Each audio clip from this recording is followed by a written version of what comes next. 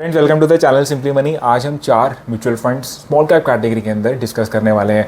देखिए, आपको ये पता है लॉन्ग टर्म के अंदर अगर आपको रिटर्न्स बनाने हैं तो स्मॉल कैप का एक्सपोजर ज़रूरी है आपके पोर्टफोलियो में। अगर आप डायरेक्ट स्टॉक पिकिंग करते हैं तो थोड़ा सा रिस्क का एलिमेंट बढ़ जाता है।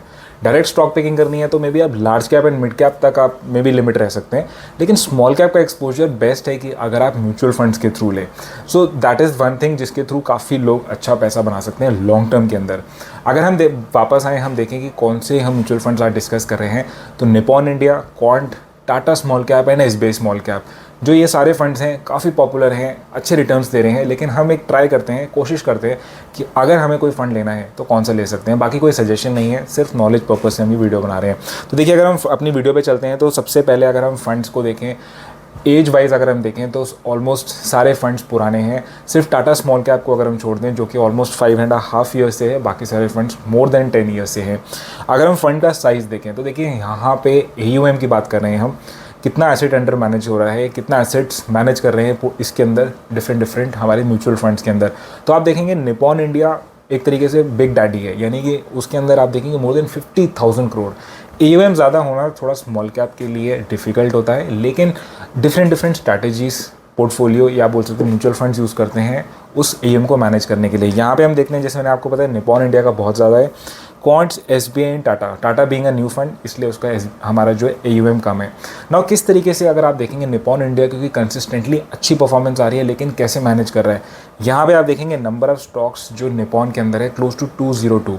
स्मॉल कैप के अंदर आपको पता है लार्जली 250 कंपनीज आती हैं, यानी कि मार्केट कैप से 250 के बाद जो होती हैं वो मोरलेस आपकी स्मॉल कैप होती है। यहाँ पे अगर आप देखेंगे ऑलमोस्ट 202, यानी कि पूरा ऑलमोस्ट इंडेक्स ही है आपका निपॉन इंडिया के अंदर।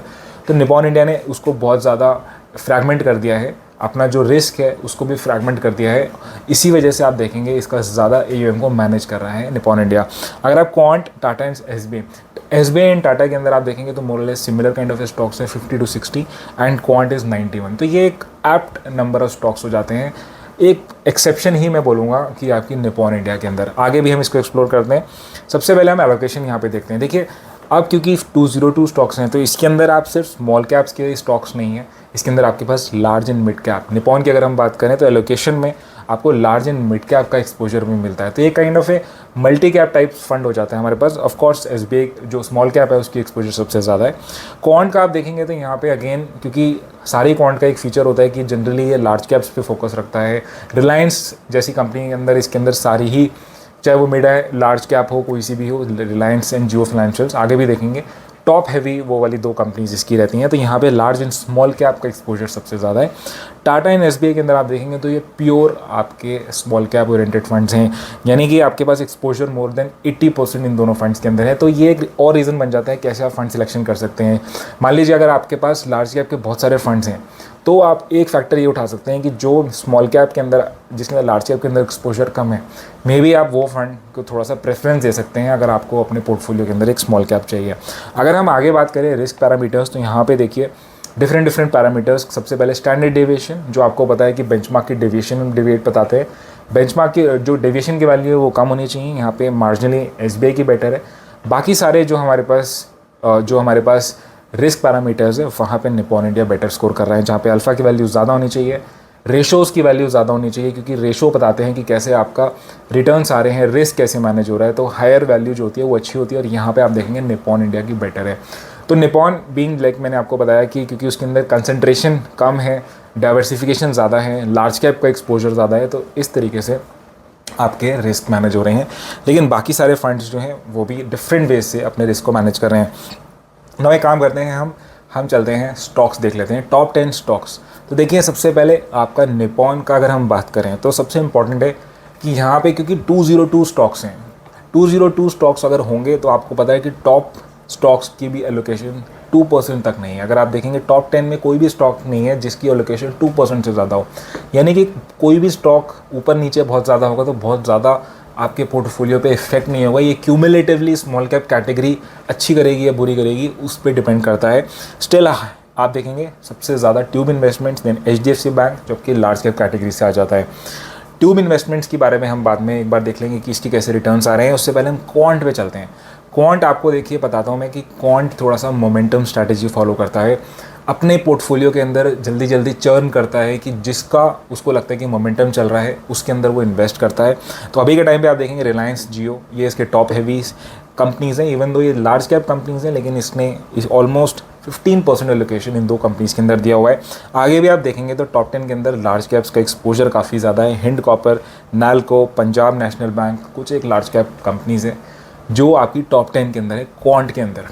ना अगर हम टाटा की बात करें तो देखिए टाटा के अंदर आपके पास Quest Corp, BASF India, IDFC लिमिटेड, एलेंटास बैंक, तो ये सारी की सारी आपकी स्मॉल कैप कैटेगरी की कंपनीज आ जाती हैं कि हमने देखा था मोर देन 92% एक्सपोजर टाटा के अंदर आपका स्मॉल कैप कैटेगरी के अंदर है। आगे बढ़ के अगर हम देखें SBI के अंदर हम बात करते हैं तो आपका Blue Star, Kalpataru power limited, Finolex, तो ये more less material type company, goods company, white goods या कैपिटल गुड्स बोल सकते हैं, जो आपकी टॉप 10 एलोकेशन के अंदर है। तो मैंने यहाँ पे देखिए क्या किया है, आपकी जो टॉप कंपनीज़ हैं यानी कि जिसके अंदर मैक्सिमम एक्सपोजर इन आपके म्यूचुअल फंड्स ने लिए, उनके 1 ईयर के रिटर्न्स देखे हैं, सिर्फ देखने के लिए कि इन्होंने जो टॉप एलोकेशन दी है क्या उनके रिटर्न्स आ रहे थे। तो देखिए ट्यूब इन्वेस्टमेंट्स ने लास्ट 1 ईयर के अंदर पॉइंट टू पॉइंट रिटर्न्स देख रहे हैं, मोर देन 36% रिटर्न्स दिए। क्वेस्ट जैसे हमने देखा कि आपका क्वांट के अंदर रिलायंस है, रिलायंस ने बहुत ज़्यादा रिटर्न नहीं दी क्योंकि लार्ज कैप कंपनी है, बट स्टिल इसके हिसाब से 17% भी काफ़ी हो जाता है। देन वी हैव जैसे क्वेस्ट कॉर्प जो आपकी टाटा के अंदर सबसे हैवीएस्ट एलोकेशन था, मोर देन आप देखेंगे 36%। Then we have Blue Star जिसके अंदर आपको बहुत अच्छे रिटर्न मिले हैं, जो आपकी SBI के अंदर टॉप कंपनी है, दैट इज़ 114, यानी कि स्टॉक डबल हो गया है 1 साल के अंदर। नाउ इसको थोड़ा और डिटेल के अंदर जानने के लिए हमने क्या किया है, यहाँ पे कंपैरिजन किया है रिटर्न्स का। देखिए पॉइंट टू पॉइंट रिटर्न्स के अंदर सारे टाइम फ्रेम के अंदर, चाहे 1 ईयर हो 5 ईयर के अंदर हो, तो आपका क्वांट के अंदर बेटर के रिटर्न्स आ रहे हैं। देखिए सिंपल सी बात है, सिर्फ रिटर्न्स, पास्ट रिटर्न्स देख के आप फ्यूचर को डिटरमाइन नहीं कर सकते, क्योंकि जनरली ऐसा कई बार हुआ है कि कोई एक म्यूचुअल फंड जिसने पास्ट में काफ़ी अच्छा परफॉर्म किया है वो फ्यूचर में करेगा नहीं करेगा, दैट इज़ नॉट श्योर। इसीलिए अगर हम यहाँ पे हमने सिर्फ दिखाने के लिए आपको 1 ईयर 5 ईयर्स के रिटर्न ज़रूर दिखा दिए हैं, जिसमें अलग अलग टाइप के रिटर्न ऑफ कोर्स किसी के ज़्यादा किसी के कम है, लेकिन पॉइंट ये है, मैं आपको ये कहना चाहता हूँ कि अगर आपको देखिए स्मॉल कैप के अंदर इन्वेस्ट करना ही है, डेफिनेटली करिए। मिनिमम होराइजन 5 to 7 ईयर्स का होना चाहिए, कंसिस्टेंटली करिए। मार्केट येस अभी के टाइम पे आपको लगेगा कि बहुत ज़्यादा हाई वैल्यूड है, स्मॉल कैप ज़्यादा उठ गया, बट स्टिल आपको बने रहना है। अगर आपने SIP चालू करी है तो आपको बने रहना है, मार्केट की कंडीशन कोई भी है, आपके जो म्यूचुअल फंड है उसको आप रेगुलर देखते रहिए, लेकिन आपको बने रहना पड़ेगा कंसिस्टेंटली। अगर आप इन्वेस्ट करेंगे लॉन्ग टर्म में, चाहे आप A फंड लें B फंड लें, बहुत ज़्यादा डिफरेंस नहीं पड़ेगा। लेकिन अगर आप रुक गए, अगर आपको लग रहा है कि अब वैल्यूएशन ज़्यादा हैं, आप मार्केट को टाइम करने लगे, तब आप फंस सकते हैं। So that is one very important thing to remember, चाहे फंड कोई सा भी ले। सो मुझे बस इसी वीडियो के अंदर यही बताना था आपको, इन चारों फंड्स के बारे में आपको बता दिया, कोई एक सजेशन नहीं दी है। मुझे अगर कोई इन्वेस्ट करना होता तो ऑफकोर्स मैं मे बी निपॉन इंडिया या SBI के अंदर मैं इन्वेस्ट करने की सोचता, बट वो मेरा डिसीजन है, क्योंकि आप मेरा डिसीजन मेरे गोल्स के हिसाब से आप अपने हिसाब से ले सकते हैं। So that is all in this video. आपको वीडियो कैसी लगी नीचे आप बताइएगा कमेंट बॉक्स के अंदर। दैट और चैनल फर्स्ट टाइम है तो सब्सक्राइब करिए, वीडियो अच्छी लगी तो लाइक ज़रूर करिएगा। Thank you so much for watching this video, thanks a lot.